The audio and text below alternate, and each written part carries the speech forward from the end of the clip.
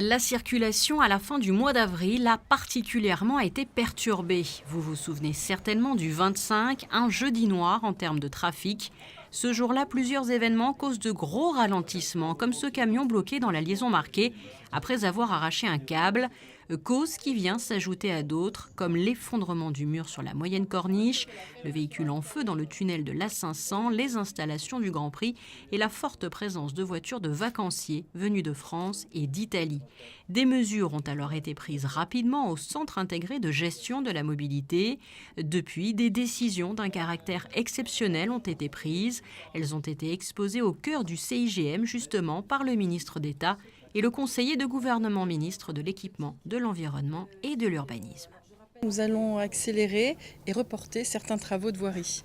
Alors dans les mesures d'accélération, actuellement il y a des travaux au boulevard du Jardin Exotique et croisement boulevard de Belgique.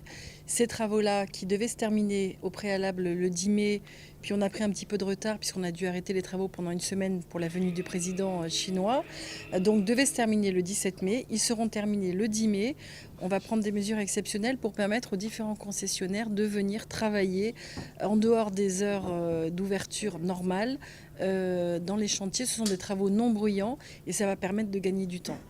Au niveau des travaux de voirie qui vont être reportés également à Fontvieille, nous terminons les travaux le 17 mai. On devait enchaîner sur d'autres travaux, puisque je rappelle que tous ces travaux actuellement sont faits pour améliorer et accueillir le futur collège et des immeubles de bureaux. Donc le quartier de Fontvieille se développe énormément, mais nous allons également reporter exceptionnellement ces travaux pour les faire à une période où, en tout cas, la moyenne corniche sera rétablie, au moins partiellement. Voirie toujours avec le report des travaux liés à l'éclairage public, avenue Hector Otto, axe fort de circulation pendant la fermeture de la moyenne corniche. Nous allons ouvrir les différents couloirs bus en Principauté de Monaco pour fluidifier le trafic.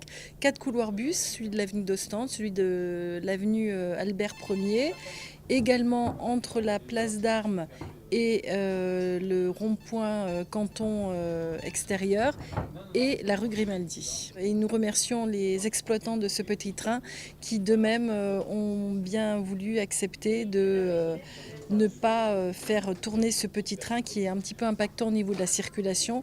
Donc mesure exceptionnelle, pendant quelques jours, le petit train ne tournera pas et nous les en remercions. Autre mesure, la communication liée au trafic en temps réel est renforcée, notamment via les réseaux sociaux de la direction de la communication du gouvernement princier. Information qui devrait aussi être relayée par Monaco Télécom à ses abonnés. Dispositif qui s'ajoute donc à celui déjà mis en place avec Radio Vinci et Radio Monaco.